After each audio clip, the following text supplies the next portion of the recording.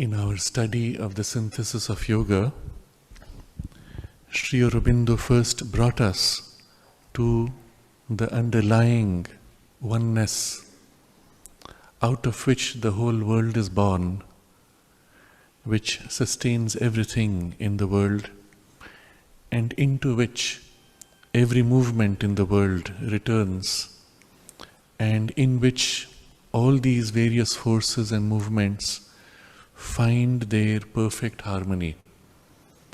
In such a oneness, living in it, Sri Aurobindo then took up the task of showing us how that oneness works out in the multiplicity of the world, taking first the most profound sense of duality that exists in creation, in a poise of consciousness that supports and a poise of energy that manifests, Purusha and Prakriti. The two who are so separate that it seems as if they can never be experienced as one whole. And yet Sri Aurobindo showed us through the previous chapter called Soul and Nature that they are both aspects of the one Satchidananda. The self, the Sat of the Satchidananda being is the Purusha, and the Chit and the power of consciousness of Chit becomes the Prakriti. And so these are two who are always one but play in a double movement. Having placed this as the foundation of this vision of oneness in duality, Sri Aurobindo steps back for a moment in the chapter we are now studying, the chapter titled The Soul and Its Liberation. Here Sri Aurobindo says that once you accept nature as yourself or as your own power, the whole sense of the yoga changes. To begin with, he says, we cannot pursue any of the ordinary aims that humanity has for its sense of purpose. And in this yoga, we can neither accept our earthly existence as it is, we cannot accept moral perfection or religious ecstasy or a heaven which is far away into which we will dissolve. Our aim is not only to live in the divine, in the infinite, but at the same time to be not apart from nature, to accept nature and embrace, as well as our fellow beings and everything which is otherwise mundane, in the same way as the divine accepts all these things. And so, in our liberation, we rise to be free of ignorance, of bondage, weakness, but at the same time we accept the divine consciousness and the relationship with the world and with nature. And he says, with a divine power, a divine freedom, and a divine self-knowledge. This is the poise that we have to grow into, and this defines one of the most important characteristics of the integral yoga, which is that the yoga not only seeks a liberation of the consciousness, but it seeks in that liberation and with that liberation also a liberation of nature, an awakening of nature to her divinity, and the relationship that the divine has with divine nature to be our relationship with our own liberated nature. So it is towards this that Sri Aurobindo will take us as we proceed in this discussion. In the portion we read last time, there was a very powerful passage of the oneness of the divine finding itself out in the variations of its own duality. And this is the whole play of soul with nature in cosmic birth and becoming. And though we saw that the whole creation is as if pouring out of the oneness, so that the one divine consciousness can play at the variations of itself.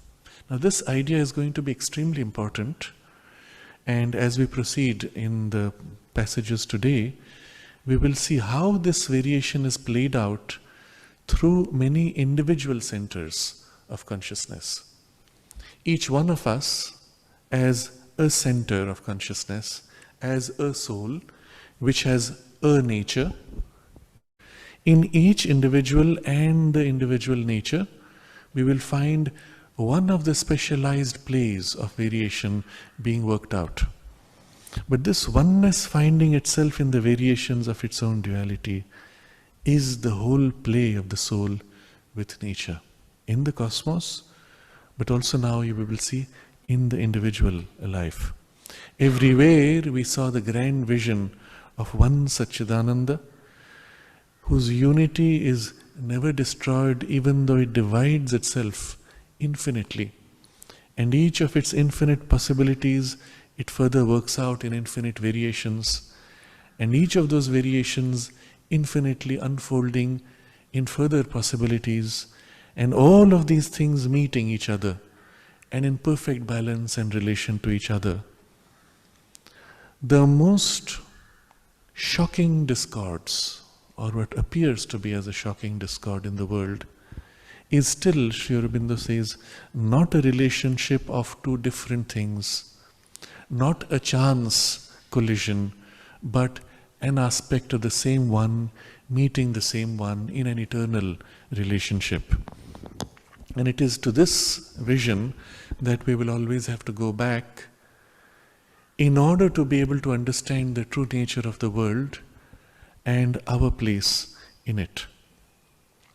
In the last paragraph we read, Sri Aurobindo speaks of how this unity, when it plays out in the variations, works out everywhere and on every plane by an executive or practical truth of duality. So, for the purpose of playing out variation, if there was a single consciousness and a single energy, there would tend to be only a single experience. Except that as the single energy moves out, it is carrying with it the single consciousness, forming everywhere a unique expression of that consciousness. And each of these unique expressions becomes now a focal point or center for a new birth and a new movement. And so the result is as if many centers, an infinite number of centers bursting out from the oneness, and yet they are all the same oneness, the same consciousness, playing in the same energy. But the sense of this multiplicity can work itself out in variation because of this double poise that allows different focal points of consciousness, different purushas, so to say, around which a different kind of play of energy can center itself. So the underlying truth, of course, is that there is always one infinite conscious existence, and this is conscious. It is not mechanical, it is not inconscient. And I read now from the text, it exists eternally in its delight of the force of its own conscious being, founded in an equilibrium of unity. But it exists also in the no less eternal delight of its force of conscious being at play with various creative self-experience in the universe. And so here Sri Aurobindo is showing us the nature of the consciousness of the one in two poises.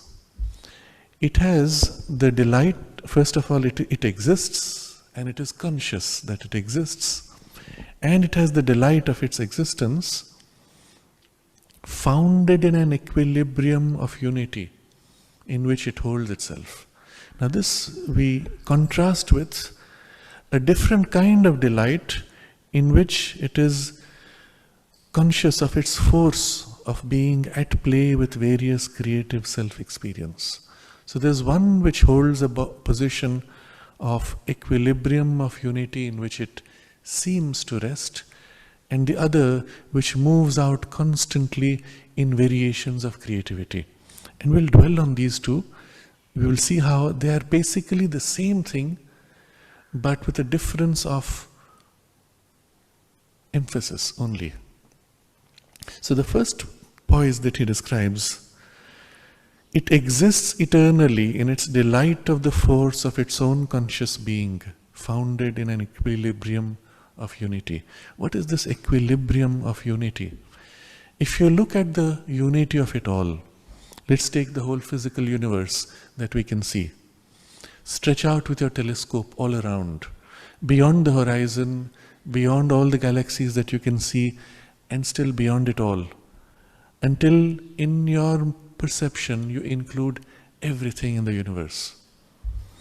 When you conceive of this totality, there are entire star systems which are being born, entire star systems which are being destroyed, gigantic supernovas, entire galaxies born and destroyed. But in the totality of the whole, nothing is lost, nothing is gained, everything is held in equilibrium. If here something throws out, there something receives. If here something breaks down, there something grows to take its place. If you look at a piece, let's say I cut myself out into the limits of this table, then I can have something which enters from outside, or something which from inside goes out. I can experience growth or loss. I can experience new appearance, something which was not there. Oops, it's come here. Where did it come from? Or it can be hidden. It's gone. Where did it go? But when you take the whole big picture of the universe, everything is in it. Nothing can ever leave.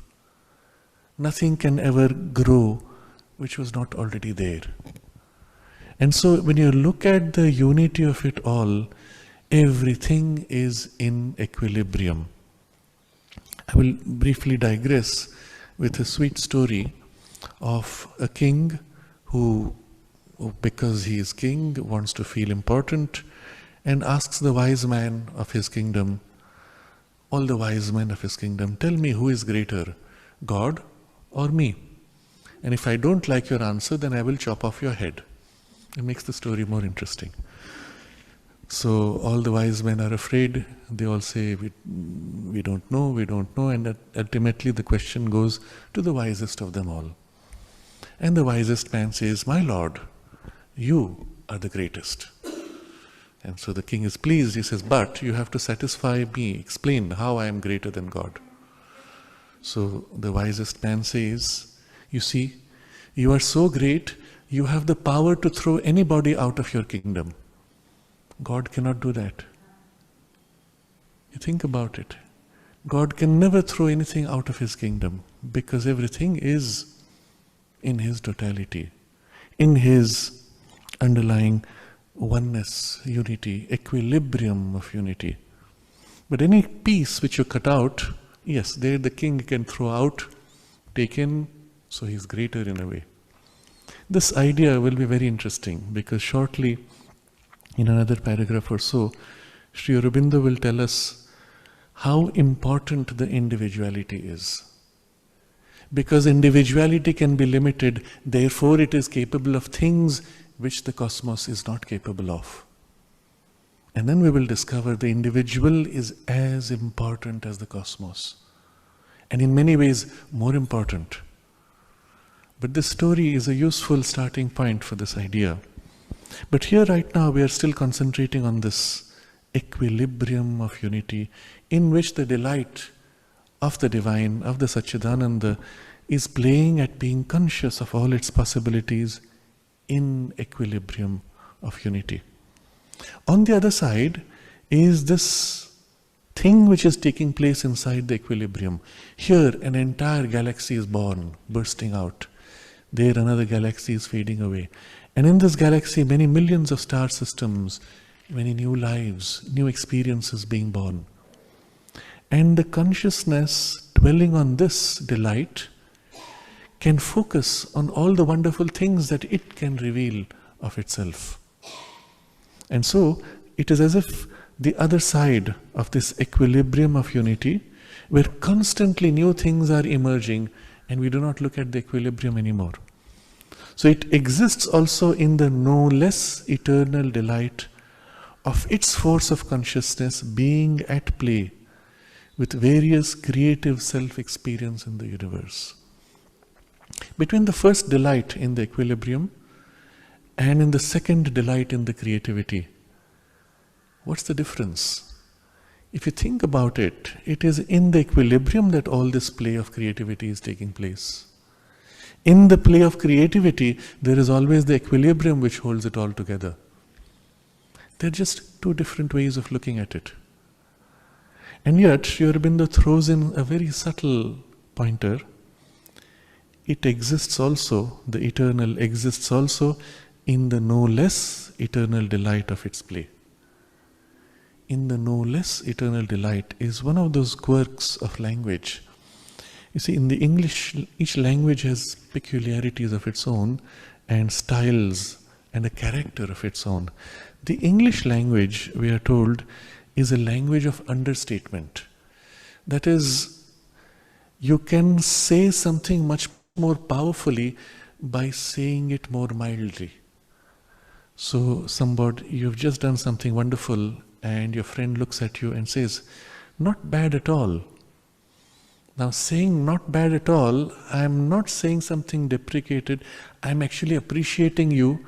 Instead of saying, "Oh, this is wonderful," when I say not bad at all, you are actually highlighting somehow how much your surprise and wonder is.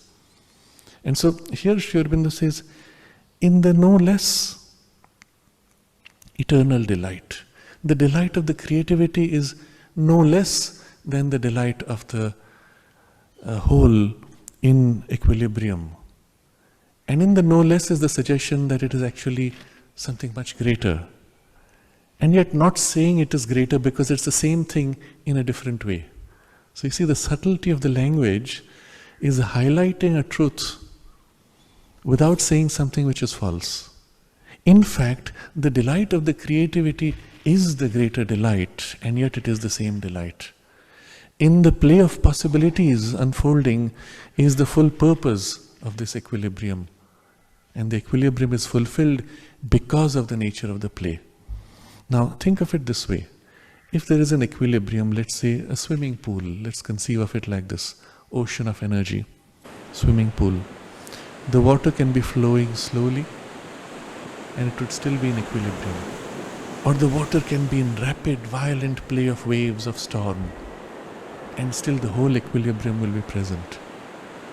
Because there is the equilibrium, therefore the full bursting out of infinite possibilities is possible.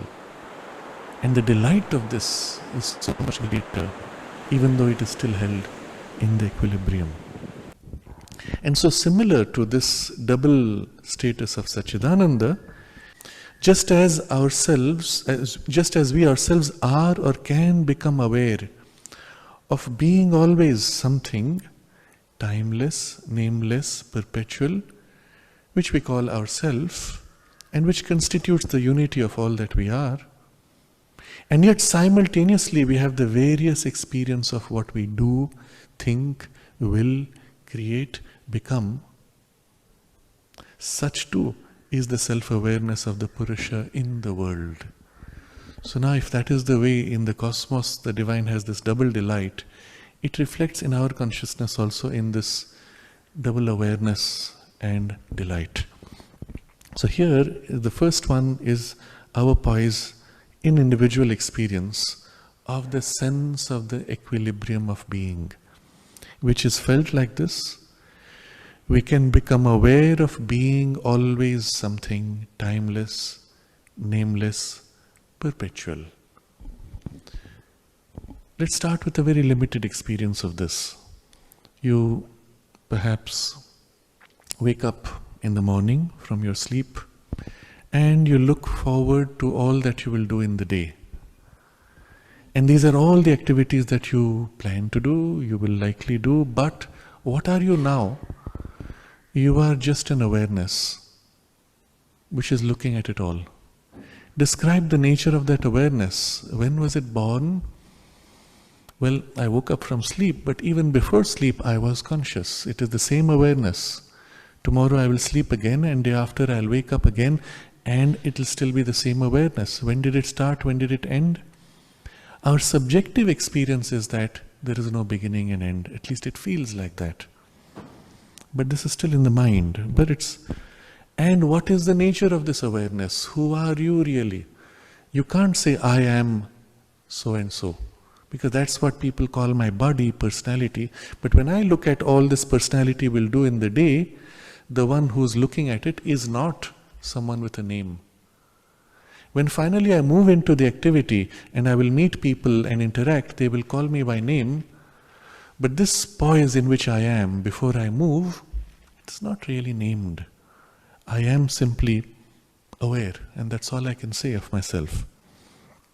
And I will continue, even in the activity, I will remain what I am.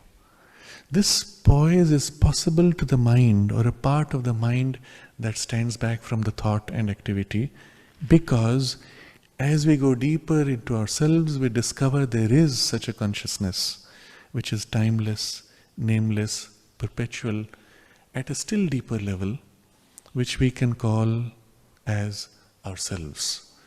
Why is it that we call that ourselves? Because everything else can be taken away from you and still you will remain yourself.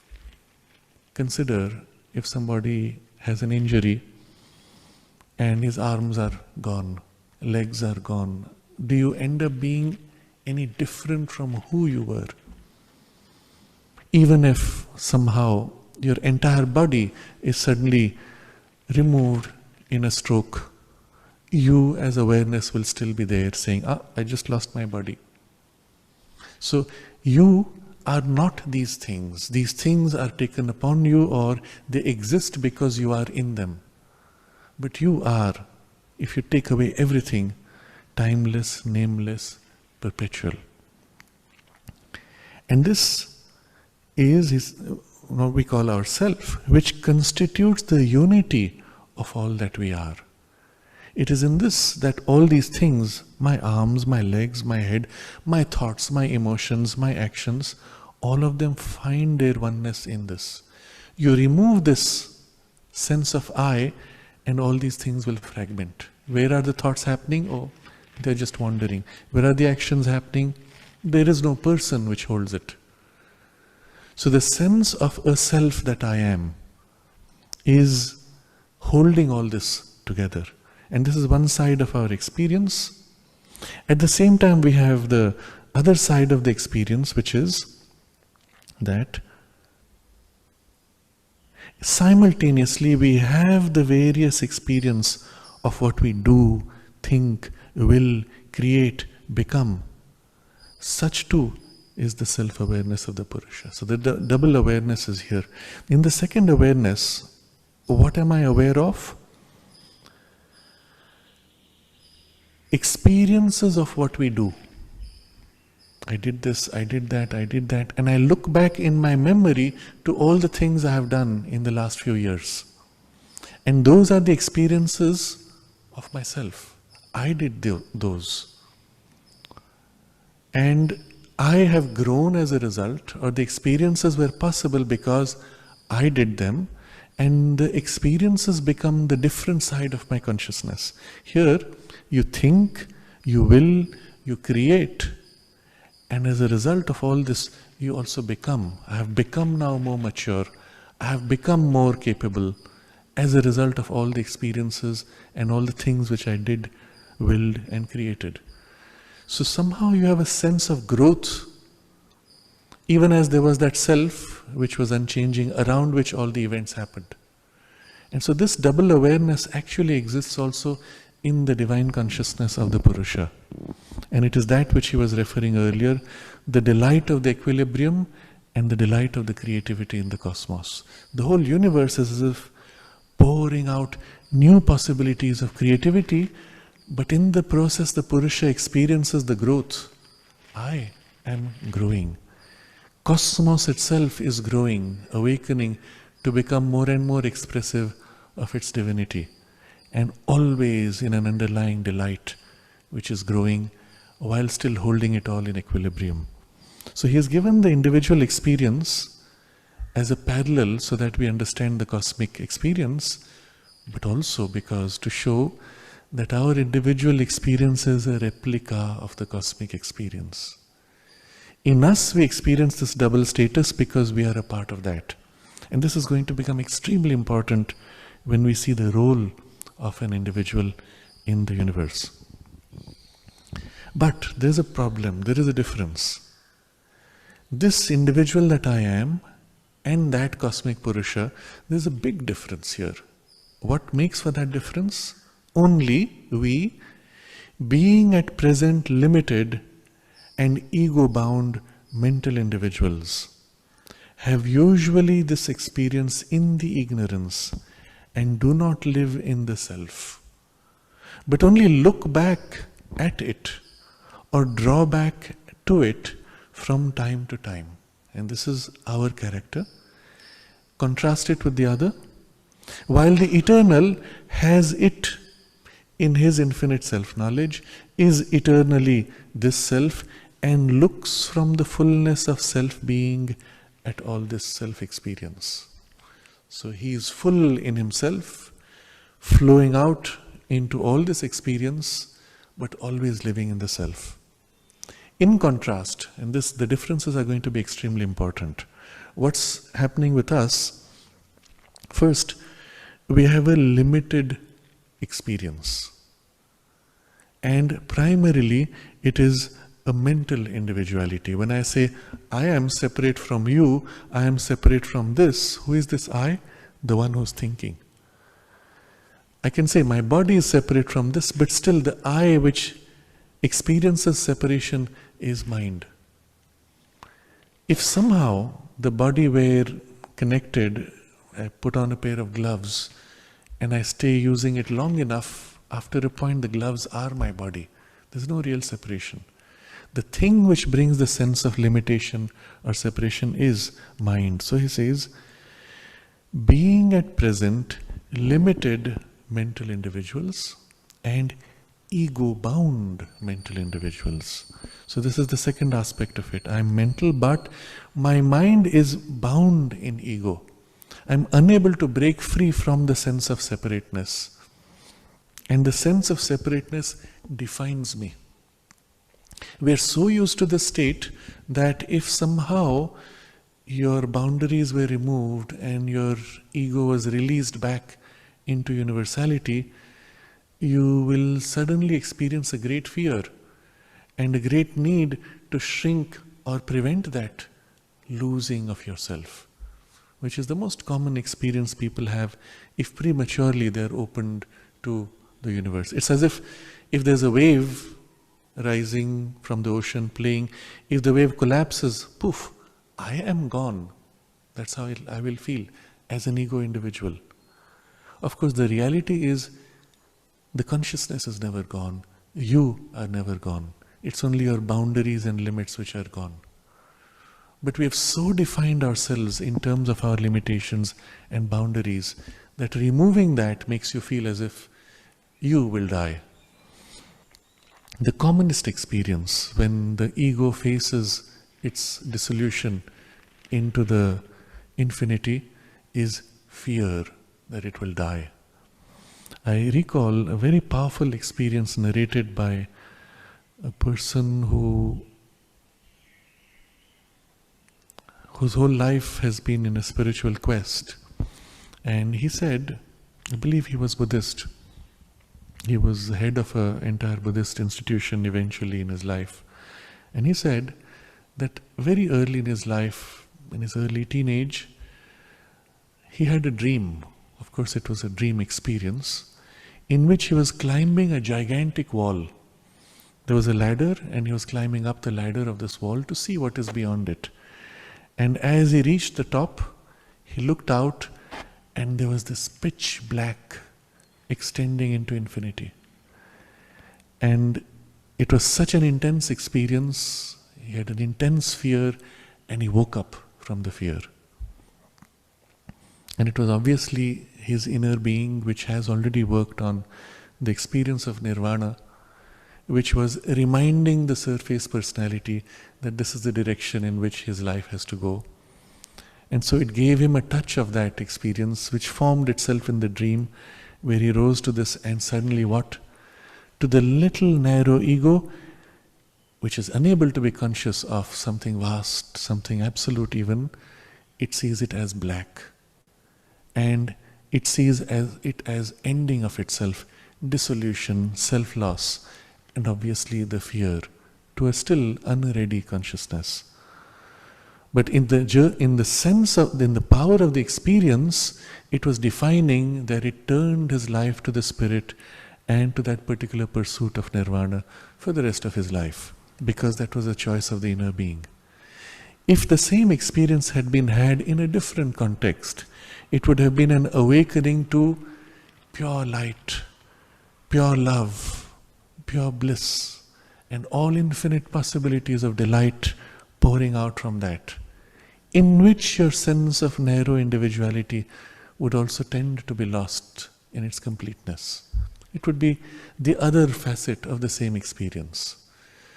It's all how one chooses to define or enter in relation with the Absolute. You could conceive of the Absolute as that which is beyond all limitations. So it is not this, not this, not this, not this, not this, not this, all the way up until something which is not. A negation of the whole cosmos, not cosmos, transcending everything.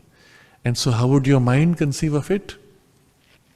No shape, no form, no color, no anything, which is what? Pitch black.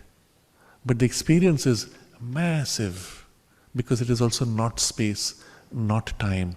So eternal, infinite, absolute, but as conceived in negation, so and therefore black.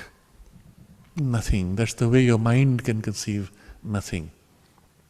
On the other hand, you could approach the Absolute from a different gateway. You say, this also is an expression of the Absolute. This and this and this and this and this, and everything bit by bit is drawn in.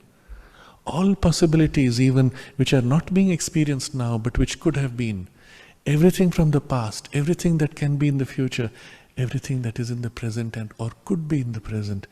Everything is included more and more, and the delight of the oneness and the bliss of that unity. And as you grow in this way, all that is one, you grow into a perception of oneness and an absolute which includes everything blissfully and holding it all in love and completeness. And the experience is completely different. You will still transcend space because it includes space, and yet it embraces from beyond space. It includes time, and yet it embraces from beyond time. And you'll still have the glimpse of the Absolute, but as the source and origin of everything, rather than the negation of everything. It's just a different way of looking at and experiencing the Absolute. When you begin to view all spiritual experience in this way, you will find that each of these paths has taken an aspect of the divine and given to it a special, exaggerated priority. But you do not know the divine until you know all these aspects of the divine. And so I give this as an example of what it's like for the ego-bound mental consciousness to conceive of that or to enter in relation to that. Yes, we have defined ourselves in terms of our limitation and ego binding. So that is my loss or my immersion. As a wave, I will lose myself into the ocean of bliss. Or so it seems. In fact, nothing is lost, and we will see the individual is never lost even in immersion. And he'll explain how. So, at present, we are limited and ego-bound mental individuals, and we have this experience of being timeless, perpetual, nameless, and to do, think, create, become. We have this experience in the ignorance and do not live in the self, but only look back at it or draw back to it from time to time.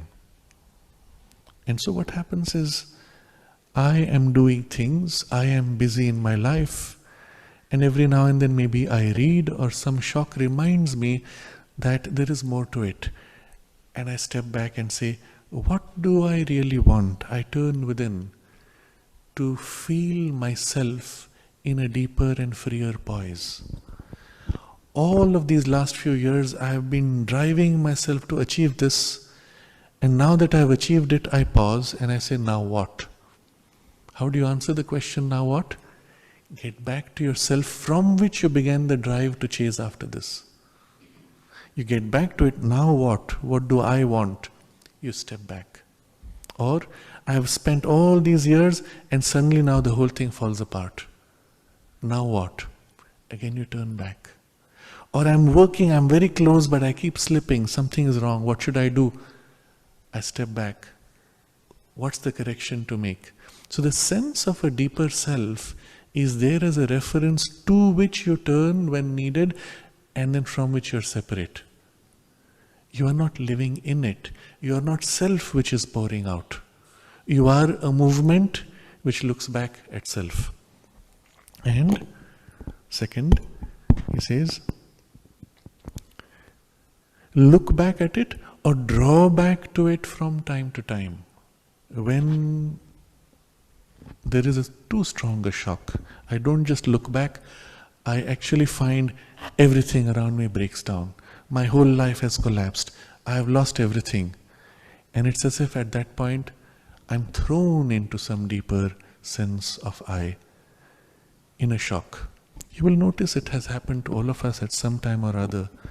When there's a sudden shock, sudden death, sudden loss, it's as if immediately a part of us becomes detached and we are somehow calm and unaffected.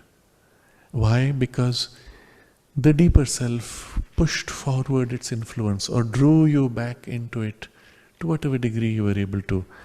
And somehow at that point it's like a drama happening, things are happening, you're doing your part, but from a poise which is clear, free, unaffected. A sense of an equality is spontaneously there. And afterwards, when the full impact or the shock of the experience fades, you slip back into your normal person. But if you could catch that moment or recall it, you will find here is your key to living in a deeper and freer consciousness while being fully engaged with life. You have been given that experience briefly. But this is all that we do, there's a gap. And he contrasts this with the eternal. While the eternal has it,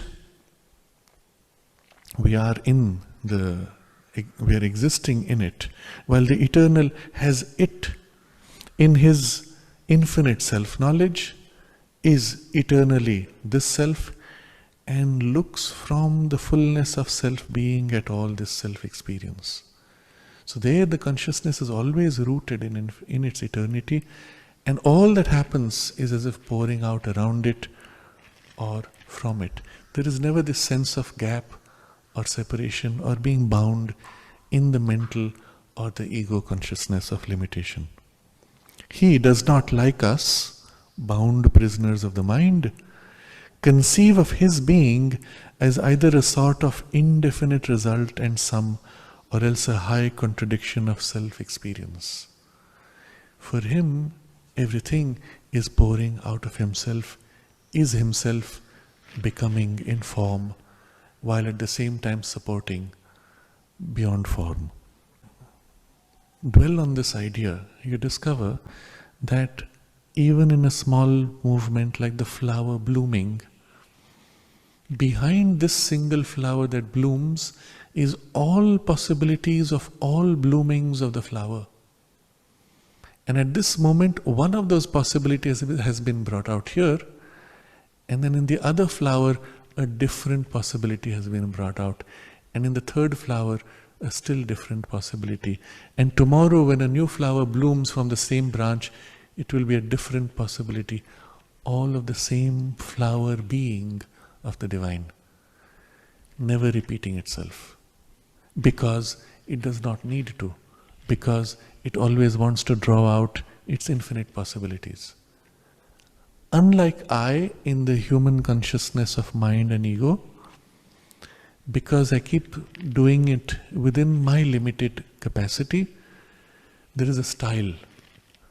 And you can say, oh, this artist, from the style I can say it is Rembrandt, because that's his style, that's his personality, because his personality is limited within the frame of his mental being. Whereas the divine is infinite possibility, no frame, no limit. He can be everything. He can be equally Rembrandt as he can be equally Leonardo da Vinci, or he can be equally the bird on the tree which arranges pebbles as his form of art. And all of these are his artistry. The flower blooming is his artistry as much as the supernova bursting is his artistry. So the scale and scope and the infinite flexibility of possibilities of that artist is the universe, and even more than we can imagine of the universe, which is still waiting to unfold. We, being bound in the mind and body, have a limited frame in which we can express the art. But you see the similarity, and for now we focus on the similarity. In all art, what did you do? You expressed yourself. So self-formulation with all their marvelous variations, and then he brings in a series of words: inversions, conservations, and conversions of energy, even perversions. And all this play which he can express is what we call Prakriti or nature, in ourselves as in the cosmos. And Sri Aurobindo wants us to consciously play on both scales, our individual life as the divine working through us, and in the cosmic canvas, the divine working his full infinite power. So these variations, the marvelous variations, he describes inversions, conservations, conversions of energy, even perversions. What are these? We'll take a few examples. Let's say you have just played on the canvas a bright series of colors to express my joy. In order to highlight the joy and the brightness, I can put a contrary dark patch against which now the brightness becomes so much brighter. So you literally take the opposite of what you're doing and highlight that briefly in order to exaggerate what you're doing. And there's a kind of an inversion, the same thing taken in its opposite form and presented for the same purpose which you're doing. So you are throwing out a play of variations of flower, and in order for the flower to be highlighted in its bright white patch, you will have a backdrop which will be a different color of the green leaves against which the bright flowers stand out. And so you will find in nature the best way of highlighting something is by placing it in contrast to its opposite, inversion taking place.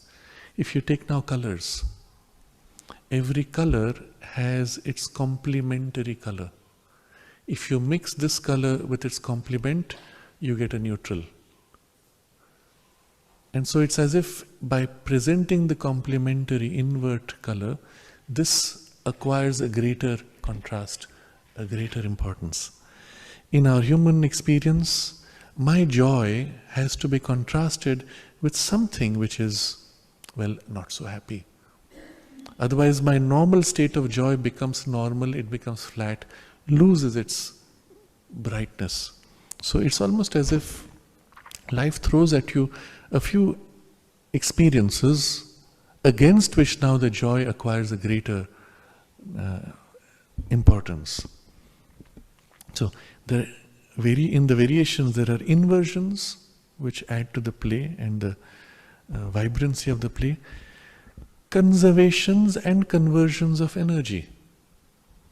So, if you see the water flowing in the examples we've seen before, a river, the water flowing, whatever it may do, it may change form, it will become a narrow river, wide river, deep or shallow. It can be quietly flowing or bubbling in around rocks. Always the water is conserved. Somehow you never lose the water. So in all the variation, there is an aspect of conservation, or there is the opposite of it, which is conversion. And it's very interesting, he never uses the word here destruction. Because in reality, in the divine consciousness, nothing is destroyed. Things only change form. So the water evaporates from the ocean, takes on a different form of vapor. The vapor takes a different form of cloud. Cloud takes a different form of rain or snow, which takes a different form as it settles on the ground, which takes another form of flowing water again. So you have series of conversions of energy. When you think about your own emotions, what are your emotions? Today I'm feeling a little unhappy, but now I shift myself to become happy again. What happened? The same energy changed mood, changed state. It converted from this state to the other. And as a result of the conversion, it is now behaving differently. If you go deep enough into the nature of the physical world, as science explores it, you discover that energy is never destroyed. It's always changing forms, changing the ways in which it is expressed. It becomes explicit or it becomes implicit. So you call it potential when it is implicit, or it becomes dynamic when it is expressed. I raise water in a tank, I don't see energy in it. But when I recognize the tank is at a height and the water can pour down and the water streams and builds speed, I can see the energy activating itself in speed and force of water flowing. But if I remove this picture and I see the tank in isolation, I don't see any energy. Everything is static, isn't it? So what you recognize is energy changes form, expresses in different ways, but it is always the same, conserved and converted. So this is the other aspect of the play. In the marvelous variations, there are inversions. And then there, in the flow of energy, there are conservations and conversions. Even perversions. So the perversion is when the water of the river flowing now turns upon itself and reverses flow. It goes in opposite direction of itself, as if in collision to go against, and that becomes perversion. Now you can see how this would take in the form of your emotions. I am happy to feel miserable. I'm feeling so miserable and I wallow in it, I enjoy this. And Mother speaks of the sense of depression as an acute egoism. You're feeling so good about yourself to feel depressed that you don't want to break out of it. But so much of our illness is really some form of perversion. When the thing is unable to flow naturally, to freely express itself directly, it reverses against itself. It is still the same thing, but now opposing its own truth. That becomes perversion. So if you have water streaming down in the river, you put a wall. What happens? The water hits the wall, rises and pushes back against itself. At least in that brief moment, it is a perversion. But perversions can never last, because they are a phenomenon under the overall flow of the water. It reverses for a while, but then eventually it has to be carried, because the deeper truth is something else. Now, the power of perversion, though, is to create some very unusual situations. In the water, for example, in the flow, you can put a channel which blocks the water, and the force of the water is directed against the current and made to lift the water one step up. something very interesting has been done. A new possibility has been created. Now there used to be in India a particular skill which was taught, now it is mostly forgotten, where they would cut a series of channels next to a river, and the water flowing into those channels would be, because of its own force, would be made to turn up and rise. And through a series of channels in this way, the water was made to rise up the hill, using its own force. Very interesting idea. The same thing now we do through processes of conversion. You get the water to turn a wheel which pumps the water up. But you do not see the perversions, obviously. It is more a series of conversions used for other results. But here would be this power of reversing used for something else, a new possibility, some new creativity, some unusual experience. It feels nice to feel unhappy. What a strange experience. The child feels that, and let me explore this a little more. On some inner level, that's the choice. But then it's easy to do this. Because being happy, being expressed in my happiness, puts the responsibility of choice in me. And I can make mistakes, I can lose something, I can be blamed. But when I remain in depression, I withdraw from my expressed happiness, wallow in self-pity, I'm doing nothing. So I can't be blamed. I can't make a mistake. And so it's a kind of a perverse form of enjoyment of oneself, but which is contrary to your evolution, and therefore perversion. And yet fascinating for the possibility that it gives you to wallow in some kind of enjoyment. Another example of perversion which Mother speaks of is, somebody asked her, Mother, how do we turn pain into pleasure? And Mother said, but that is a perversion, why do you want to do it? Of course, the person had this idea, obviously from a misunderstanding, this, behind all pain and pleasure is delight. Perhaps he meant, how do you discover the delight behind? But the idea that you can turn pain into pleasure is a perversion. Because nature uses pain as a way of avoiding what is harmful, and pleasure as a way of moving forward to something progressive. And especially at the level of the instinct of animal, it is pain and pleasure which guide your behavior. The moment the animal feels pain, he avoids. The moment he feels pleasure, he chases after until it stops. So in eating, he feels pleasure, he eats. When the pleasure stops, he stops eating. If it's painful, he runs away and does not go back to it again. And that's how you train animals often, through experiences which are comfortable or uncomfortable. But that's the way nature can teach the animal to behave. If now you make pain itself pleasurable, what happens? Evolution is as if blocked. The thing which would lead you forward is prevented.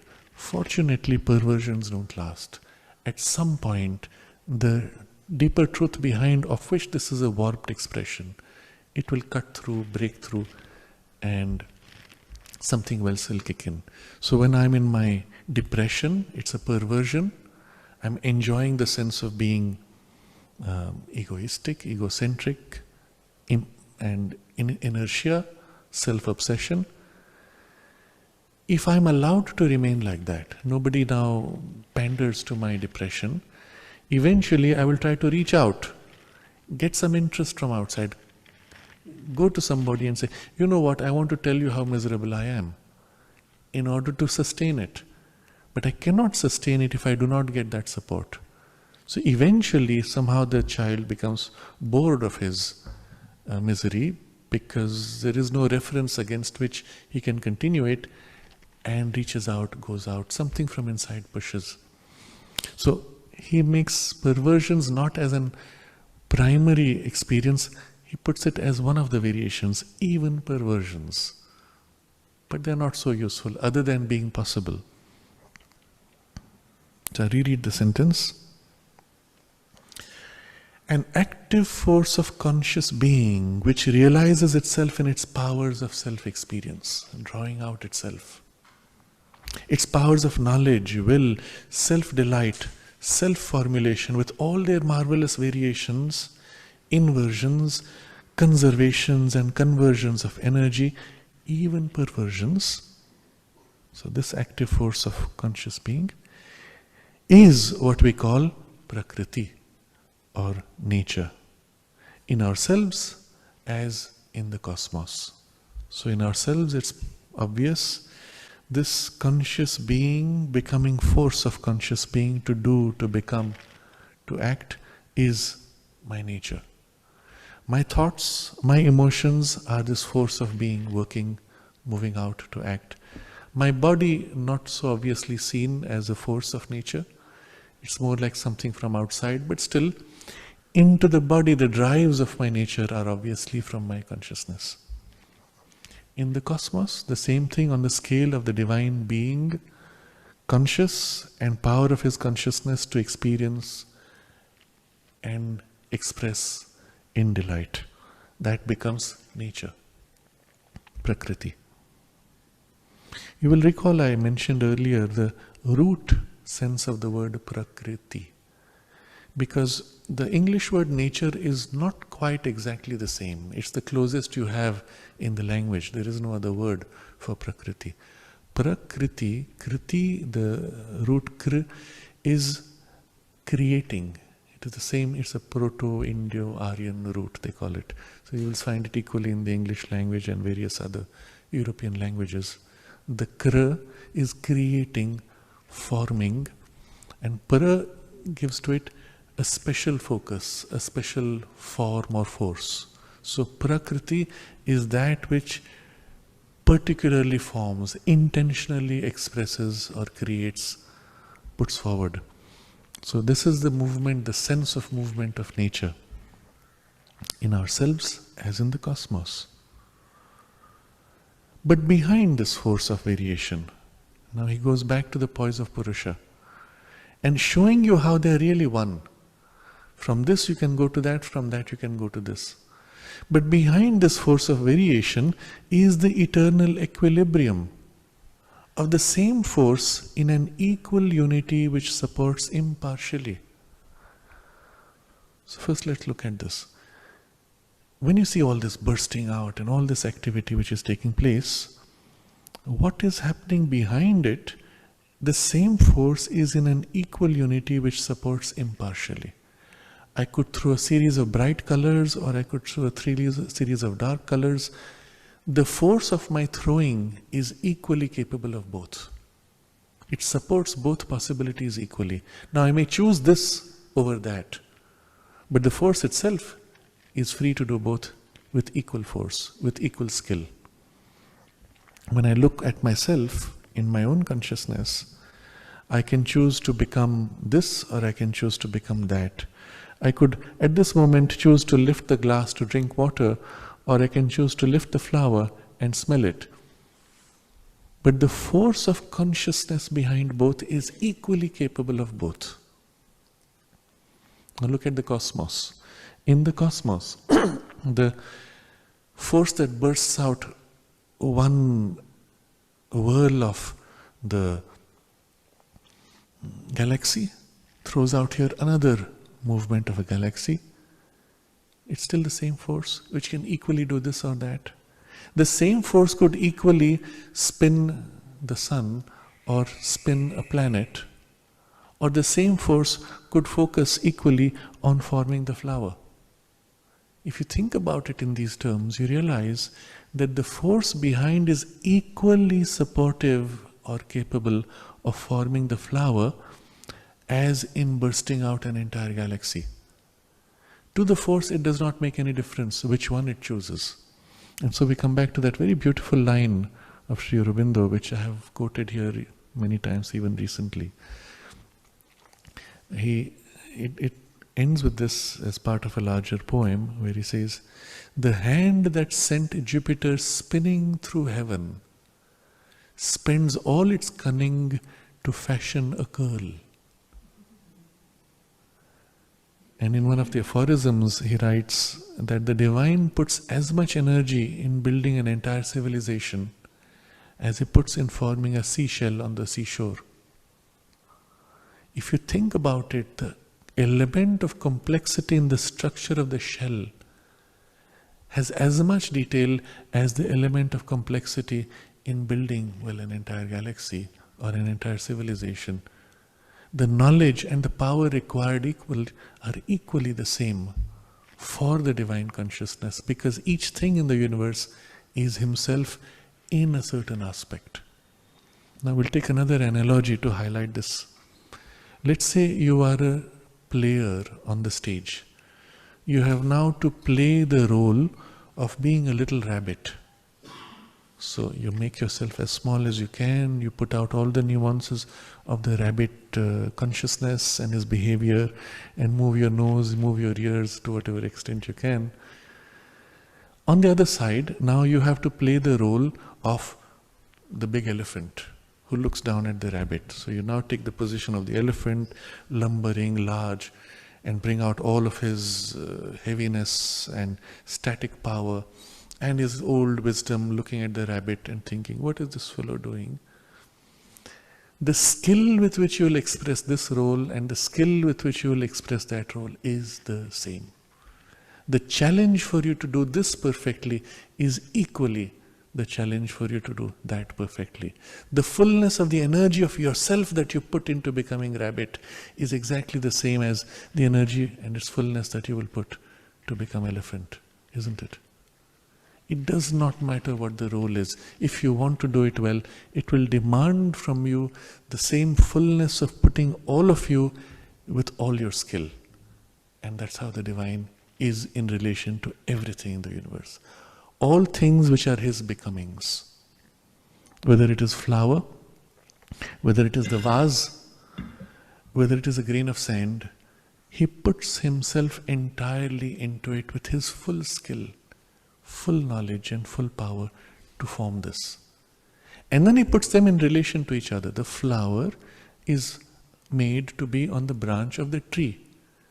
And he put himself fully to be tree as he put himself fully to be flower, as he put himself fully to be bee who comes and enjoys the nectar of the flower. It's just the relationships which are changed. And the tree grows on top of a mountain, but he is as much fully mountain as he is tree. And he is as much the planet on which the tree grows and on which the mountain grows as he is the mountain and the tree and the flower and the bee. When you start viewing it this way, you have this extraordinary realization that behind it all, it is the same one, equally putting himself entirely in each thing. So behind this force of variation is the eternal equilibrium of the same force in an equal unity which supports impartially. If it was partial, then this would have more divinity than that. Or let's avoid the word divinity, more reality than that. So we can say the flower is as real as the bee. The force behind, the reality behind supporting is the same. So he is impartial, supports impartially, governs even as it has originated the variations. So it has originated all the variations of the flower expression and the bee expression, and he governs equally both. And directs them to whatever aim of its self-delight the being, the Purusha, has conceived in its consciousness and determined by its will or power of consciousness. So as it governs the flower, it governs the bee, and in each it has a different delight. The bee is happy to be flying, it is humming and enjoying itself the perfumes, and he sets up the relationship in his consciousness of the bee meeting the flower and enjoying the nectar of the flower, taking the nectar back to its nest and sharing it with its little ones. And that is an aspect of his delight. The flower has the delight of sharing its perfume with 100 bees or butterflies, and of being removed from the tree and being placed in a beautiful vase is also a part of its delight. So in the creative consciousness of the divine, the flower has all these different roles and relationships with the whole universe. The bee has all these different roles and relationships with the whole universe. The tree has these different roles and relationships. If you think about it, the flower has a perfect relationship with the bee, with the gardener, with the tree, with the air that flows around it. The relationship is such that the air picks up the perfume and spreads it, and the flower gives to the air its perfume. Every single object in the universe is included in the perfect relationship of the flower. Take the bee, every single object in the universe, not just flower, is included in the perfect relationship of the bee with the universe. Now think about yourself, your role, your life. Everything that exists in the universe is held in perfect relationship with you in your life journey. You take a step forward and that relationship is changing at each moment, perfectly held. You move a second step forward, everything is changing. I lift the flower and place it from here to there.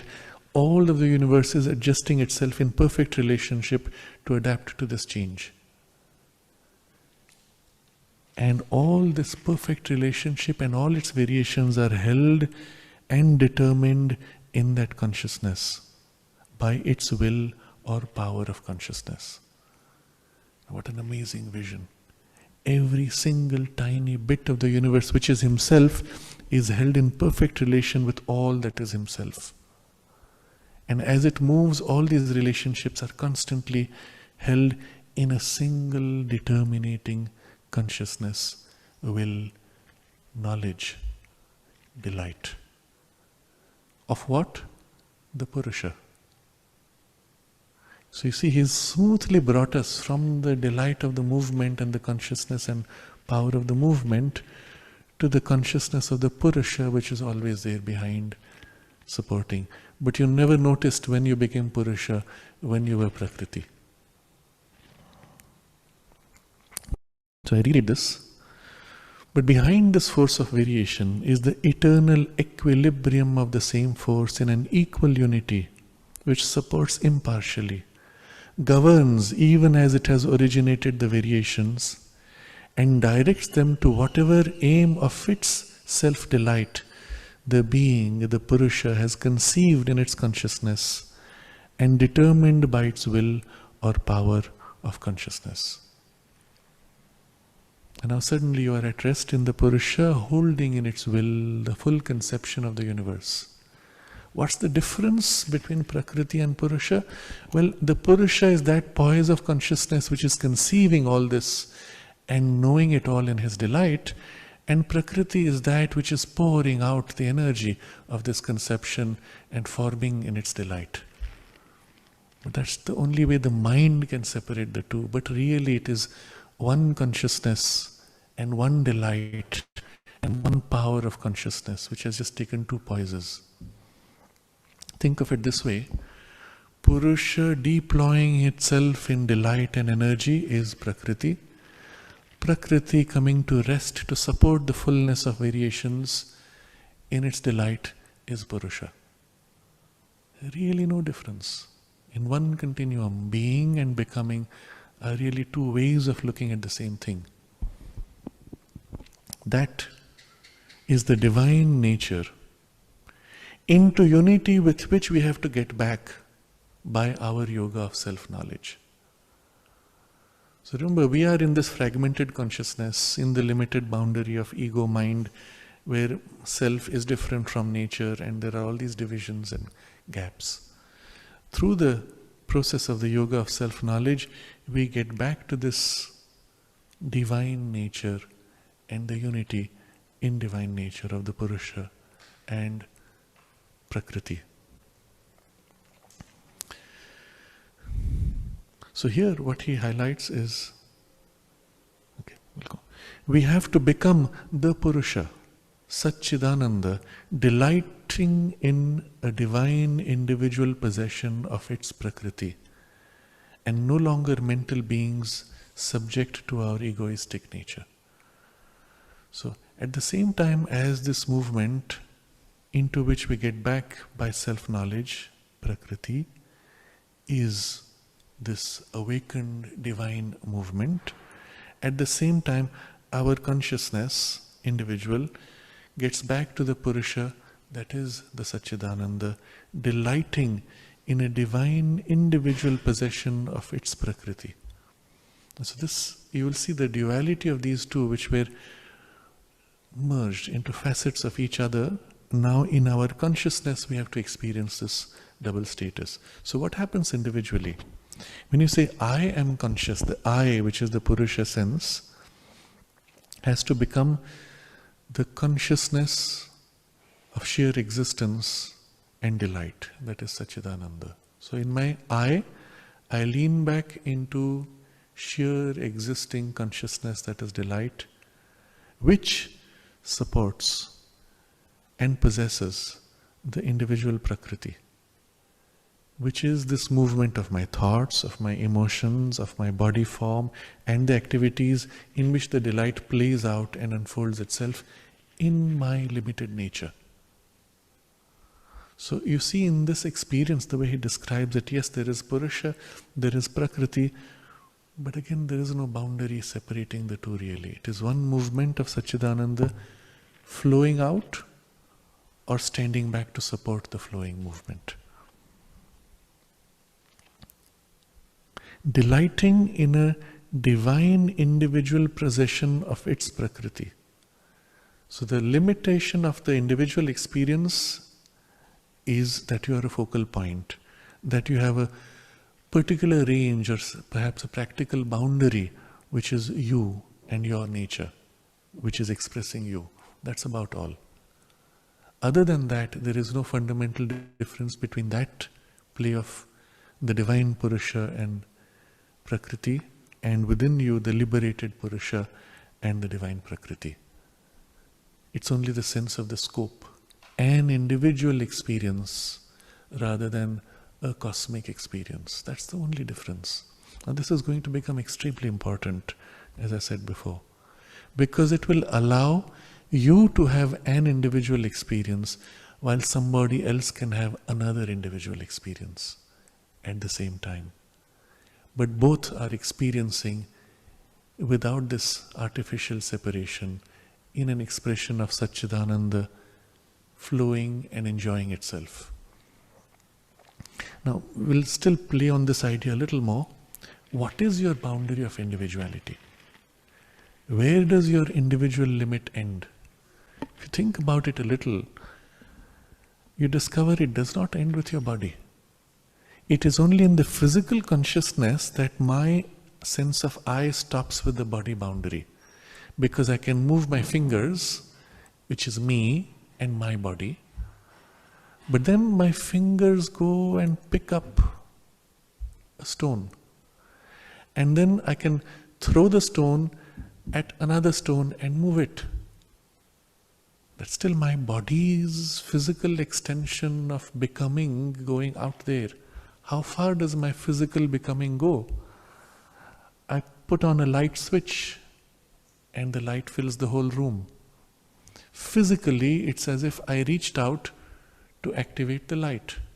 That also, my room space, is also my body's extension, but less and less complete. I can switch on the light, but can I change the color of the light? Well, not yet. But now you can buy a bulb which is able to change light color, and through a mobile phone app connect to the bulb and choose the color that you want. So now your switch becomes more fluid, the connection and the power of expression more fluid, and so I can switch on the bulb and make it green or red or blue or some color in between, or just make it white. You see what has happened between the old single switch on and off? Now I can make the bulb bright, dim, change color. Practically there's no difference. It's only difference of variation, richness of flexibility of my nature expressed. What technology has done is given you the means to amplify the extension of your consciousness and to make your personal space more expressive of you. But still there are boundaries, there are limits, physical limits to which you can go. When I go to my friend's house, well, he controls his app and the lighting mood in his house. I don't have the right to control. I can ask him, but that's about all. So there are boundaries which allow for many individual experiences of the world, each distinct and unique and yet shared in parts of them. So when the director of a movie creates the movie for your enjoyment, he is sharing his world experience, his creation, himself now as movie, with a large number of people. When he is playing a piece of music which is being played extempore, he is in relation with you. As he plays the music, he senses your response. And he senses how the audience is happy with it, or now I've pushed them to the limit and now they're getting bored, and I throw in a variation to surprise. And there's a continuous dynamic interchange between the musician and the audience. And after a while, the audience begins to participate and say, oh, wonderful. And there's the high of the experience, which he experiences also and shares with the audience. And there's actually a shared experience that's being literally curated by the musician, of something of the divine possibilities pouring through him and playing in the group. You see what's happening? The personal narrow sense of my Prakriti has now joined with the larger group identity or group Prakriti. And then we come back into our individual Prakritis and we move on, each changed by that contact. So what you're seeing now is something extraordinary happening. There is the focus on the individual. In the individual, the sense of the Purusha Prakriti can take its liberation and its diviner poise, and then each can have his own experience of the world and the possibilities of the divine enjoyment, which the divine has for the whole cosmos, but we have in our limited personal cosmos, allowing for many different cosmoses, so to say. It's no more cosmos now, individual experiences, and yet allowing in the larger cosmos the sharing of these. So, we'll come to this now in the next paragraph. I have anticipated what will happen next, but he completes this discussion. No longer mental beings subject to our egoistic nature, we in the Purusha poise can join with the Satchidananda and experience our Prakriti in this liberated consciousness of a divine nature. So when we come back into the Purusha of Satchidananda, for that is the real man, the supreme and integral self of the individual. And the ego is only a lower and partial manifestation of ourselves. So when you come into such a poise of consciousness where you are one with the Satchidananda, he says that is the real man, the supreme and integral self of the individual. Now these are two important terms to look at. Supreme because it is your highest station as an individual. Anything less, moving out from there, you can be more. You can be more. And when you come to the highest that you can be, that is the poise of the consciousness of Satchidananda, but also integral self of the individual. So there is the individual which is my limited self. When I am body, I can only do this much. When I am mind, I can do so much more. I can conceive of myself to be so much more, isn't it? And then manifest of myself so much more. But how much am I in my totality? You go back to the base of the Satchidananda. Now I can be mind, I can be body, I can be anything else which is greater than mind and body. All the potential is held in that. So these two words, supreme and integral self of the individual. Here is the center from which the whole individuality and all its possibilities are actually held and deployed. So that's the true I. The ego, which is that part where I had the limited individuality and the limited self, the ego is only a lower and partial manifestation of ourselves through which a certain limited and preparatory experience becomes possible and is for a time indulged. So let's say you are in this poise of consciousness where you experience yourself one with the Satchidananda. What happens to the ego sense? Your body still feels itself limited, separate. Your emotions still feel themselves vulnerable. Your thought power is still limited. You are not mind, life, or body. So in your consciousness you're free, but in this working of your personality on the surface, there is still the ego sense, which can be kept. And so he says, the ego is a lower and partial manifestation of ourselves. You take an analogy. Suppose I am interacting with fish in the pond. Well, the fish can't see me very clearly when I'm outside the pond. If I really want to meet them, I have to enter the water and interact with them. But I can sit on the edge of the pond and put my hand inside and take some food and put my hand inside, and the fish comes to my hand and eats from my hand. What is the fish experience of me? Just the hand. What is my experience of me? The fellow who's outside the pond, who stuck his hand inside the water and is playing with the fish. Which is the real me? Obviously this. And yet, that's the practical me inside the water playing with the fish.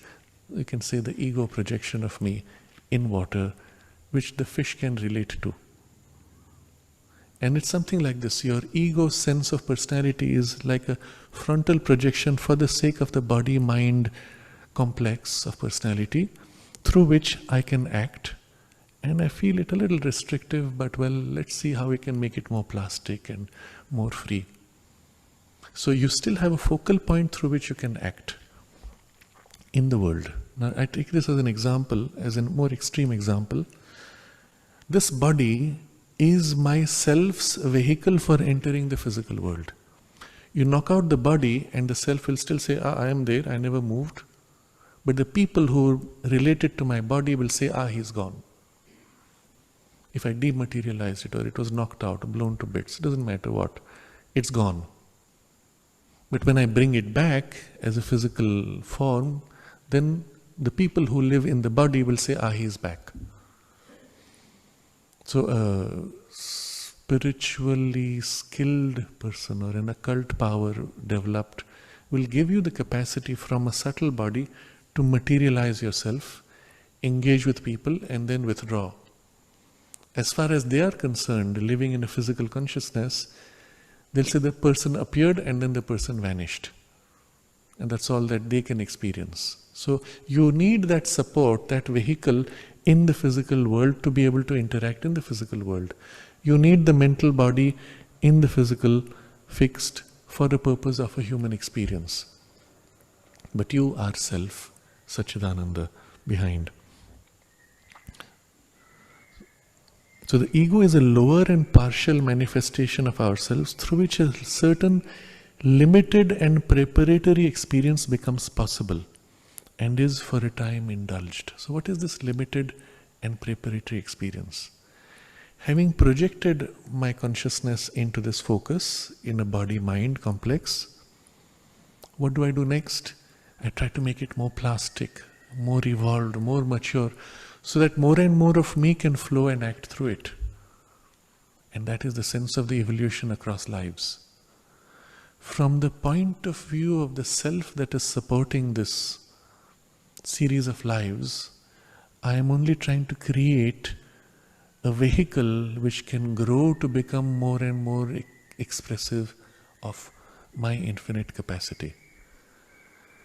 The part of me that is sustaining the life and holding the focal point of these three bodies is the psychic being, where the absorption of the experience takes place and which carries it into the next, again deploying in a triple body, absorbing the experience, discarding the triple material, and again deploying a new one, and so on across lives.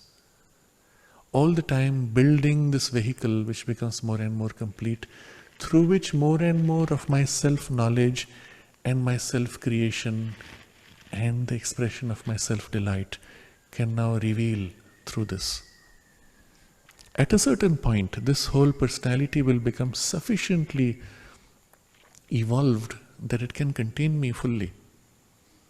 And at that point, the ego sense will have dissolved, the narrow, superficial I will have completely dissolved, and it will be purely me flowing as the true, revealed divine Prakriti, without limitations, my full capacity of infinite possibilities, but operating through an individual focus. Because I created an individual through which to now express myself.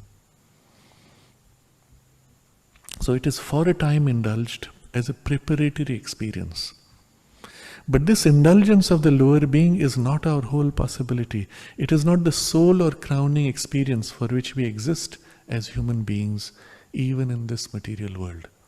Obviously now, because we have to bring that here. And so now comes the next paragraph, where the importance of the individual is now fully revealed. This individual being of ours is that by which ignorance is possible to self-conscious mind. You have to limit to be able to experience ignorance. But it is also that by which liberation into spiritual being is possible. If you did not have a focal point, you could not grow to become a spiritual individual being. You would remain always as the whole ocean of cosmic consciousness. So here comes the possibility of ignorance, but also the possibility of liberation into spiritual being. And one more possibility, the enjoyment of divine immortality. Now in your consciousness, from behind, you are always immortal. But in the individual now, you can experience and enjoy that immortality of the self in the individual. And so divine immortality in a universe which is otherwise in a constant change of mortality. What an extraordinary experience. You see, for your consciousness to live in immortality, in the cosmic consciousness which is immortal, no big deal. Everything is immortal anyway. But for me to now enter a domain where everything is mortal, everything is limited, everything is in constant change, and to become a center of immortality, radiating the delight of immortality and Satchidananda, lighting up the whole universe, so to say, with this immortal light and delight. That is extraordinary. But as an individual, and allowing for many individuals now to similarly become centers of immortality and light and delight, each of its own variation and color and enjoyment and different way of self-becoming. Now each one of us, as we become now centers of this revelation of Satchidananda, reveals a different aspect, a different color, a different play, a different shade and form of delight. And each one of us can now not only know our self-delight, but know each other as ourselves in other ways of self-delight. And the play of multiplicity of individuals becomes possible. So here Sri Aurobindo now turns to this. It is not the eternal, this individual being. It is not the eternal in his transcendence or in his cosmic being who arrives at this immortality. It is the individual who rises into self-knowledge. In him it is possessed, and by him it is made effective, the immortality. The Satchidananda. All life, spiritual, mental or material, is the play of the soul with the possibilities of its nature. For without this play there can be no self-expression and no relative self-experience. And all this is happening in relative self-experience, each one having their own different way of experiencing. And I'm just reading on so we get the full sense of the idea. Even then, in our realization of all as our larger self, and in our oneness with God and other beings, this play can and must persist, unless we desire to cease from all self-expression and all but a tranced and absorbed self-experience. So you can say, From this individual, I wake up to my cosmic consciousness and I choose now to withdraw and stay in my tranced self-experience. But then it is the individual being that it is in the individual being that this trance or this liberated play is realized. The trance is this mental being's immersion in the soul experience of unity. The liberated play is the taking up of his mind into the spiritual being for the free realization and delight of oneness. You see what's happened? An individual can now experience this trance, choose to remain in immersion in oneness, but what about the other individuals? They can continue exactly as they were and follow their own path. So what has happened is, with the possibility of an individual awakening, with his own awakened nature, it allows for the many aspects of the divine play and the divine consciousness knowing itself in different ways to be now held at the same time in different centers in the larger cosmos. For the nature of the divine existence is to possess always its unity, but to possess it also in an infinite experience from many standpoints, on many planes, through many conscious powers or selves of itself, individualities, in our limited intellectual language. Many individualities of the one conscious being. Now you see where he is taking the whole discussion, something extraordinary. Each state of the divine of being himself, knowing himself differently, is an individuality. And each one of us is as if representing that state of the divine, knowing himself uniquely. And our journey of growth and self-discovery is that way of the divine knowing himself in this particular line of development, in that line of development, each one separate as if in the one cosmos. And yet we are each one himself in a different way of being. So that's why he uses the word individualities in the limited intellectual language, but they're always him, they're never separate. Of the one conscious being, you are us. We are each one of us the same one divine. Put it another way, this person having this experience is myself having that experience. I am that person having this experience. We are each one of us the same one being having different experiences of self-exploration, self-discovery, and then meeting each other on this stage in the cosmic space.